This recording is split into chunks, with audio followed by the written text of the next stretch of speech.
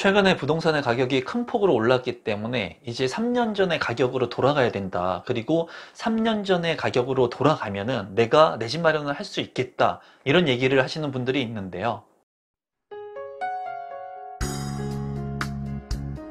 임성배 TV 보는가 덴데크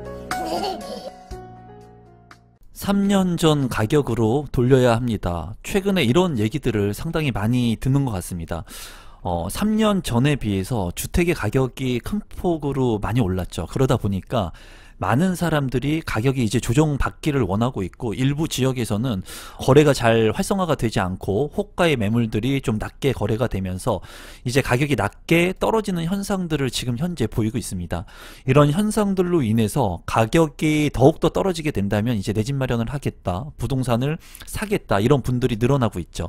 이 3년 전 가격으로 돌려야 합니다 라는 얘기는 제가 주변에서도 듣고 있고, 최근에는 여러 가지 온라인 사이트에서도 이런 댓글들이나 영상들 또는 얘기들을 많이 들었어요. 하나의 예시를 보면은 3년 전에 이제 아내가 아파트를 사자고 내 집 마련을 하자라고 얘기를 했다고 합니다. 그런데 이제 남편 같은 경우에는 이제 기다리자, 주택의 가격이 너무나 많이 올랐고 대출의 규제 또는 이런 부동산의 규제, 이런 것들이 지금 현재 많이 있으니까는 규제가 좀 완화되거나 아니면은 부동산의 가격이 이제 떨어질 거니까 좀 기다리자, 이런 얘기들을 한 사례들을 여러분들도 많이 보셨을 거예요. 뭐 지금 현재는 아내가 사자고 얘기를 했지만 반대로 남편이 사자고 얘기를 하고, 그리고 아내가 기다리자 뭐 이렇게 얘기를 했을 수도 있겠죠. 이 예시에서 보면은 아내가 사자고 했는데 지금 현재 부동산의 가격이 많이 올랐으니까 남편 같은 경우에 이 아내가 사자고 했을 때 샀으면은 부동산의 가격이 큰 폭으로 오른 그런 자산의 이득을 볼 수가 있었겠죠. 그런데도 불구하고 남편이 이제 기다리자고 얘기를 하다 보니까 이제 내내 부부싸움을 한다는 거예요. 이런 얘기들을 언론 매체라든가 신문 뭐 이런 여러 가지 정보들을 통해 가지고 아마 여러분들도 보셨을 것 같은데, 이런 부동산의 가격들, 아파트의 가격 상승들, 이런 것들로 인해 가지고 부부간의 갈등들이 상당히 많았다는 얘기들을 많이 들어보셨을 겁니다. 또한 이제 극단의 상황까지 가는 그런 가정들도 있다고 하는데, 실제로 아내가 사자고 해서 이렇게 주택 가격이 올랐을 때 남편 입장에서는 굉장히 불편하겠죠. 왜냐면은 아내 말을 들었으면 정말 최근에 부동산의 가격이 큰 폭으로 올랐기 때문에 어떻게 보면은 일을 하지 않고도 수익을 올릴 수 있는 그런 상황들이 될 수 있었는데, 아내의 말을 듣지 않고 이렇게 기다린 남편들은 마음이 불편할 거예요. 그래서 이러한 남편 같은 경우에 이제 3년 전의 가격으로 떨어지기를 원한다는 거예요. 아내가 사자고 했던 그런 아파트의 가격으로 다시 돌아가면 좋겠다. 왜? 그러면은 그때 내가 아내가 사자고 한 대로 주택을 사면 되지 않을까, 이런 생각들을 하시는 분들이 많이 있다는 거죠. 그럼 남편이 왜 사지 말자고 기다리자고 했을까요? 강력한 부동산 대책, 제가 앞서도 말씀드렸지만은 이런 정부에서 자꾸 시그널을 주고 부동산의 가격들을 이제 잡으려고 하는 강력한 대책들을 내놓다 보니까 남편 입장에서는 이제 가격이 떨어질 거라고 하는 믿음, 확신, 이런 것들, 정부 정책에 대한 그런 기대, 이런 것들을 갖고 있을 가능성이 크죠. 하지만은 보란듯이 2018년도부터 2021년도의 대세 상승장의 부동산 가격을 나타난 표인데, 서울 평균 아파트의 가격이 이렇게 크게 올랐습니다. 거의 뭐 2배가 가까이, 뭐 핵심적인 지역 같은 경우에는 굉장히 큰 폭으로 오르기도 했고, 또 가격 편차가 있는 곳들 같은 경우에는 2배 이상 오른 곳들도 국지적으로 있죠. 그리고 이런 강력한 부동산 대책으로 인해서 지방 같은 경우에도 부동산의 가격들, 그리고 투기 세력들이 많은 주택을 구입하는 그런 사태들이 벌어졌어요. 그래서 강력한 규제를 했는데 풍선 효과에 따른 여러 부작용들이 발생을 했다는 겁니다. 그래서 최근에 이런 가격 폭등으로 인해서 그 3년 전에 부동산을 사자고 했던 아내의 말을 들었다면 이렇게 8억 원 정도, 7억 원 정도의 서울의 아파트를 저점에 지금과 본다면 살 수 있었을 텐데, 지금은 이제 많이 오른 이런 주택 가격을 보면서 3년 전의 가격으로 떨어져야 된다, 가격이 더 많이 하락해야 된다, 뭐 50% 이상 빠져야 된다, 이런 생각들, 그리고 이런 기대감을 갖고 계신 분들도 상당히 많다는 거죠. 지금 보시는 것은 2022년 하반기 주택 매매 가격 전망을 이제 리서치한 자료라고 보시면 되겠는데요. 출처는 이제 직방에서 한 자료인데 그렇게 표준 편차가 넓지는 않은데 여기서 중요한 것은 2022년 상반기 같은 경우, 지금은 이제 하반기로 접어들었는데 상반기 같은 경우에는 하락의 폭이 이렇게 크지 않았습니다. 하락을 예측하시는 분들이 61.9%까지 되지 않고 상승과 하락이 거의 비슷했어요.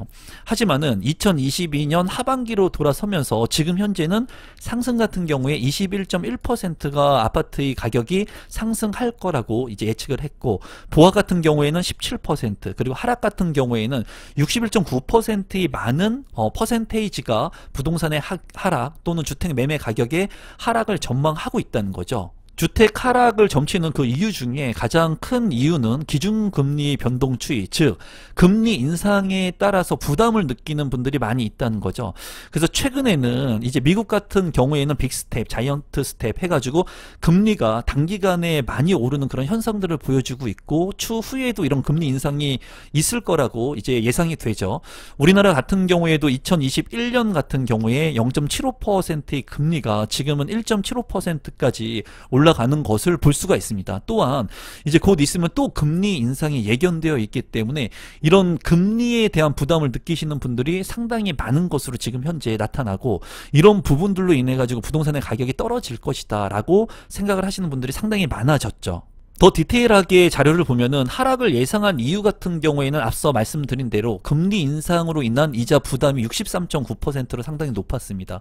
또한 현재 가격이 높다는 것이 15%, 그리고 물가 상승과 경기 둔화가 12%, 그리고 다주택자 양도세 중과 완화에 대한 부분이 4.7%로 이러한 부분들이 앞으로의 주택 가격이 하락할 것이다 라고 이제 예상을 하는 분들이 많았고, 상승을 예상한 이유 같은 경우에는 원자재 값의 상승, 지금 현재 셧다운되는 공사 현장들이 많다고 하죠.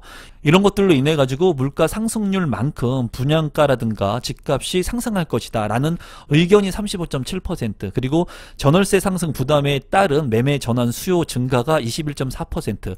지금 현재 월세 같은 경우에는 이제 많이 오르고 있는 시점이라고 볼 수가 있죠. 그러다 보니까 이런 임차의 수요가 매매로 전환할 수 있다는 생각들도 하시는 분들이 많은 것 같고, 정부 정책의 규제 완화가 이제 14.6%, 신규 공급 물량이 11%, 뭐 다른 개발 호재 같은 게 11%인데 제가 봤을 때는 그렇습니다. 하락을 지금 현재 상황만 본다면 하락의 기조가 더 크다고 볼 수가 있겠죠. 하지만 중요한 부분은 정부 정책의 규제 완화가 어떻게 반영될지 앞으로 모른다는 거예요. 앞으로 정부 부동산 정책 규제의 그 깊이에 따라 가지고 어떻게 보면은 심리의 변화가 일어날 수가 있고요. 그리고 지금 현재 주택을 살려고 하는데도 수요를 억제하는 그런 부분들이 많죠. 그런 부분들이 심리와 연관되기도 하고, 하지만은 부동산의 규제 완화로 인해 가지고 대출의 규제 완화를 만약에 많이 해주거나 일시적으로 많은 사람들이 내 집 마련을 할 수 있는 수요들의 물꼬를 터주게 된다면 이러한 부분들이 일부 해소될 수 있는 여지도 있다고 보여져요. 다만 지금 이렇게 많은 분들이 하락을 예상하는 이유는 지금 현재 부동산의 규제 완화가 아주 획기적인 그런 완화 정책들이 발표가 되지 않고 시장 상황을 보면서 많이 오른 주택 가격들을 이제 조정하려고 하고, 이런 조정 폭에 따라서 이제 거래가 될 수 있게끔 하려고 하는 취지가 많이 있기 때문에 지금 관망세가 깊어지고 있는 거죠.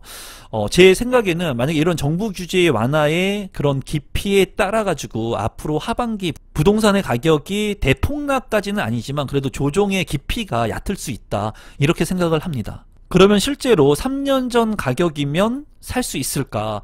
아까 사례처럼 아내가 3년 전에 내 집 마련을 하자라고 얘기를 했는데 남편이 이제 좀 기다리자고 했어요. 그래서 실제로 3년 전에 가격까지 떨어질 수도 있겠죠. 조정받을 수도 있습니다. 이 부분에 대해서는 앞으로 정부 정책에 대한 부분들이 굉장히 큰 요소가 될 것으로 보여지는데, 지금 현재 심리 같은 경우에는 많이 어떻게 보면 관망세의 수요가 많다고 보여지죠.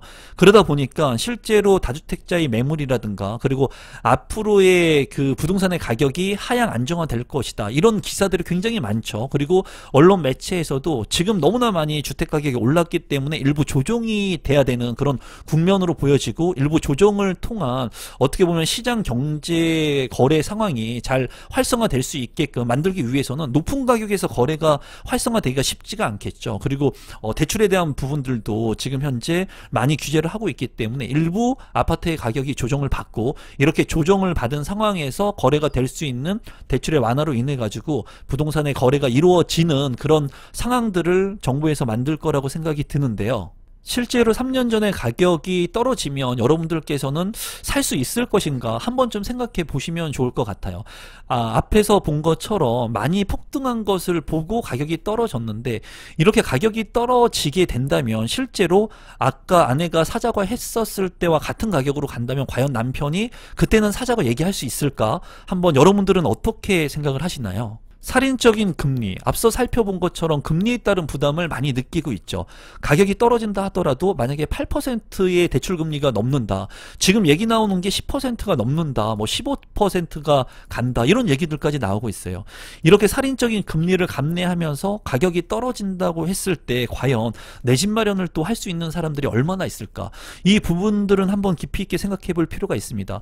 저금리의 시대였던 3년 전의 가격들, 금리가 지금보다 다소 낮았을 때, 또는 마이너스 금리, 거의 제로 금리에 가까운 그런 상황 속에서도 내 집 마련을 못했던 그런 분들이 과연 8%가 넘는 금리를 부담을 하면서 내 집 마련 과연 할 수 있을 것이냐, 그리고 많이 올랐다가 떨어지는 가격을 보면서 내 집 마련을 할 수 있을 것이냐, 이 부분에 있어서는 굉장한 의문이 듭니다. 그럼 반대로 대출 금리가 떨어진다면 지금 현재 8%가 넘는 대출 금리를 이제 우리가 겪어야 되는 상황이라고 보여지는데, 이 대출 금리가 더 떨어져 가지고 2%, 3% 이렇게 낮은 금리, 3년 전과 같이 이런 금리로 다시 떨어지게 된다면 내 집 마련 할 수 있을 것이냐.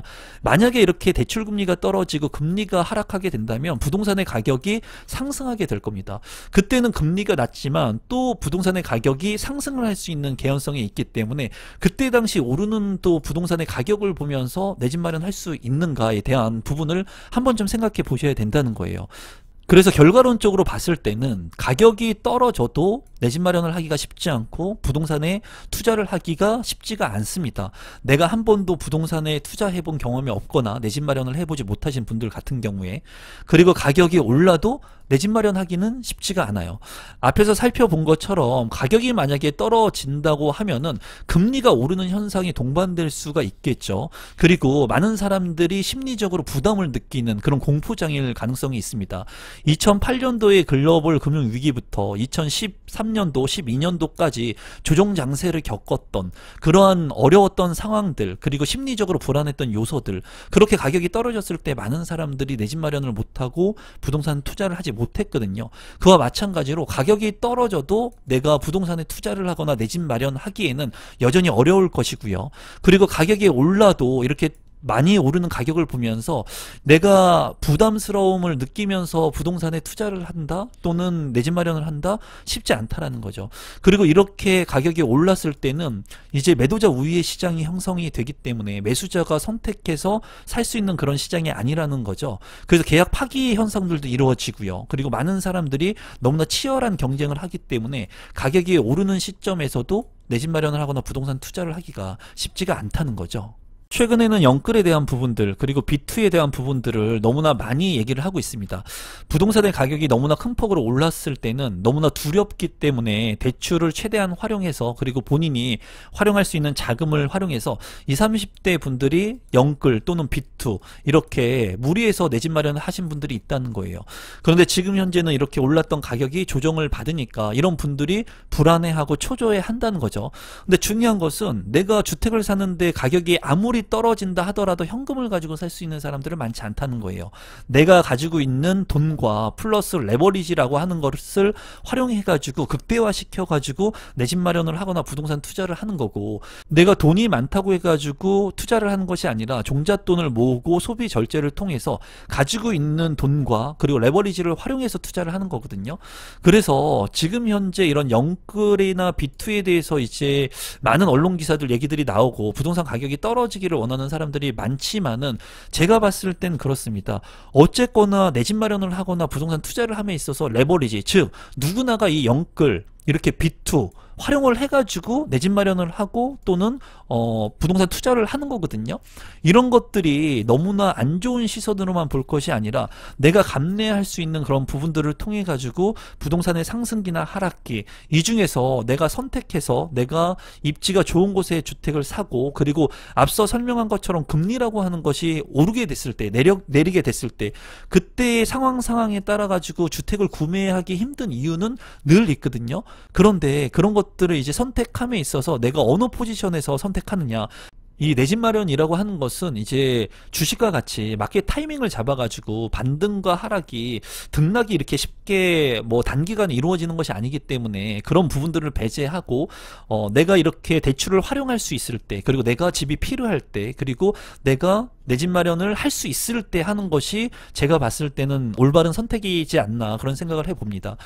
그래서 이 영상을 보시는 분들은 너무나 마켓 타이밍, 뭐 금리가 오르고 내리는 그런 타이밍을 통해 가지고 내 집 마련을 하려고 하는 생각보다는 여러분들께서 상황에 맞춰서 내가 살 수 있는 그런 기회들이 왔을 때 좀 저렴하게 떨어진 주택들, 가격들, 그리고 내가 감내할 수 있는 이 레버리지로 활용할 수 있다면 한 번쯤 내 집 마련의 시기가 온 것이 아닌가라는 생각도 한번 해보시면 좋을 것 같습니다. 앞으로 더 좋은 기회가 올 수도 있을 거고요. 그런 기회를 잡기 위해서 많은 분들이 노력하시면 좋을 것 같습니다. 오늘도 마지막까지 제 영상 시청해 주셔서 진심으로 감사합니다. 고맙습니다.